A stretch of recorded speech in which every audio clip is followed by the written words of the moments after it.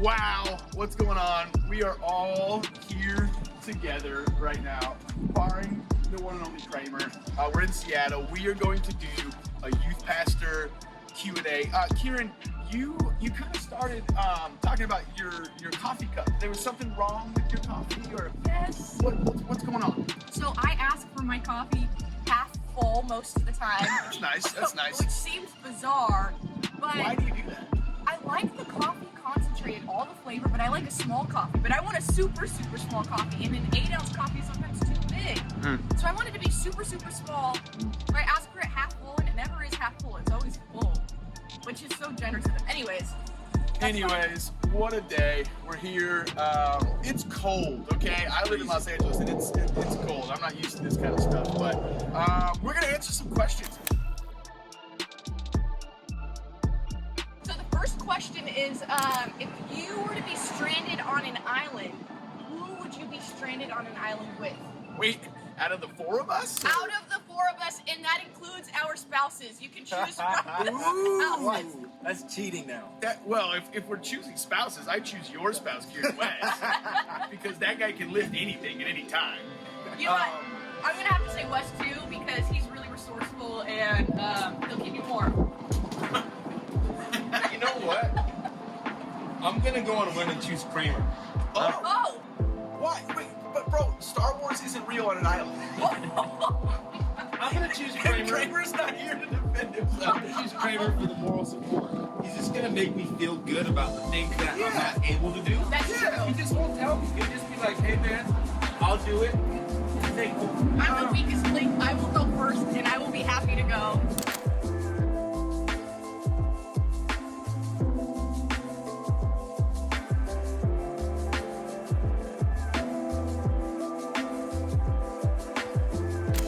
Kieran, what is something no one knows about you? I guess we all answer this question. Yeah, Something yeah, no we- one we knows probably about you. Well, I think about this yesterday. I love The Incredibles movie. And probably once a week, I quote that line where the Frozen hero is like, "Where's my super suit?"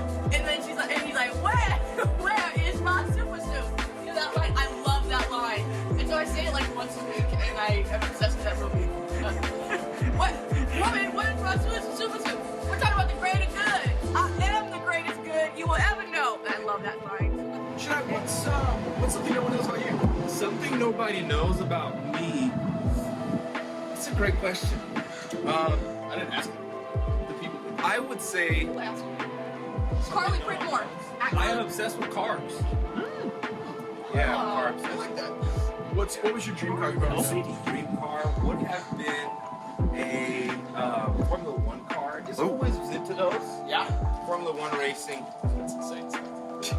That's cool. Justin, what about you? I think the thing that no one knows about me, or maybe very few people know about me, I don't know. I've shared this in messages before. You get it, man. Just quote messages. But I bit my tongue off. I feel like that Ew. works. Oh man, yeah, that works. Yeah. How much of your tongue did you bite off?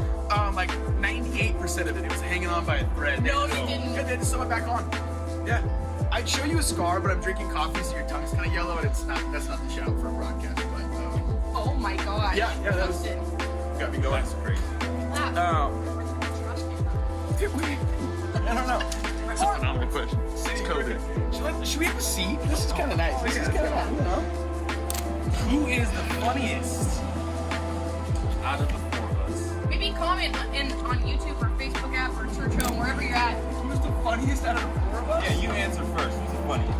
I feel like we laugh at Kieran the most. That is true. That's true. I mean, does that mean I'm the funniest or just the funniest to laugh at? I don't know. But it's you gotta give the people what they want, right? And if the people are laughing, they're laughing. I'll take it. I'm the funniest. Kieran's the funniest. I'm the funniest. That was my answer. I think so too, right? Like it is what it is. Okay, I got the next question. Okay. Most embarrassing story or top embarrassing story. One of the top three. Wait, I got one. That's good. Oh, okay. I got to share this. When I was 17, I went down to North downtown. It was the first time ever being downtown Seattle. And I really needed to use the bathroom. So I went and I was changing and I was, trying on different clothes, Forever 21. Okay. And while I was putting on my pants, pulling up my pants, something else was coming down my leg in the changing room. Can you be a little more descriptive? Number one. Number one. Number two. Come Number on, one. guys. Got Number more one. fun than that. Okay. Oh, we should probably. Next question. What is our next question? Yeah. I think the next question really is, and we can kind of land the plane here. It's kind of a great question. Some of you might be watching, wondering what on earth are you watching? This is kind of a unique broadcast or whatever, but typically we share scripture, talk about Jesus, and have the best time. So the last question is, when did you first start a relationship with Jesus? What did that look like for you? How'd that go? Kieran, what was that like for you? Yeah, I think the first time I was actually serious about Jesus was probably when I was really young, maybe like 7 or 8. I just felt like he was the one person that I could really trust no matter what. And I think the moment I felt that, I was like, okay, I'm gonna make Jesus the number one person in my life. And so it's kind of where it started. It started when I was super young, and it's been the best thing that I've done since. That's awesome. Yeah. Should I? I mean, I grew up a Christian, but legitimately, I would say I became real when I was 16. That's when it was like, all right, this is for real. This is what I need in my life, and I guess it's not much more than that. Just when I was 16, it became real. Like, all right, this is it. I love that. I think for me, it was, I was about similar age. I was like 15 years old. I remember I moved from Colorado to California. And I moved to California like 2 days before my freshman year of high school started. And I also got wildly insecure. I think I've talked about this before as well. And so I basically had no friends, no one to hang out with.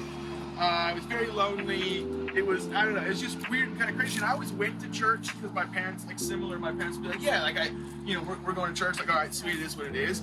But I remember having, very vividly having this moment where I knew that I needed friends. I needed a relationship. I knew that I could go to a party if I had to, but I just knew for some odd reason that wasn't the best decision. And so I remember just being like, okay, you know what?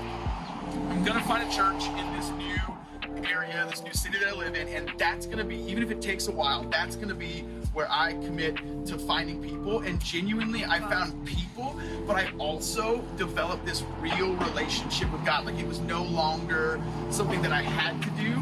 It was something that genuinely saved me and kind of set me on this new path of growth and learning about Jesus. But it also set me on the path of becoming a youth pastor, because I had people in that setting of my life that helped me when I genuinely couldn't help myself, and showed me who Jesus was and his love and his grace. And now we're here walking in Kirkland trying to figure out what life really looks like and all these things. But I don't know, if I can encourage you to do anything, is almost just give God a go, if that makes sense.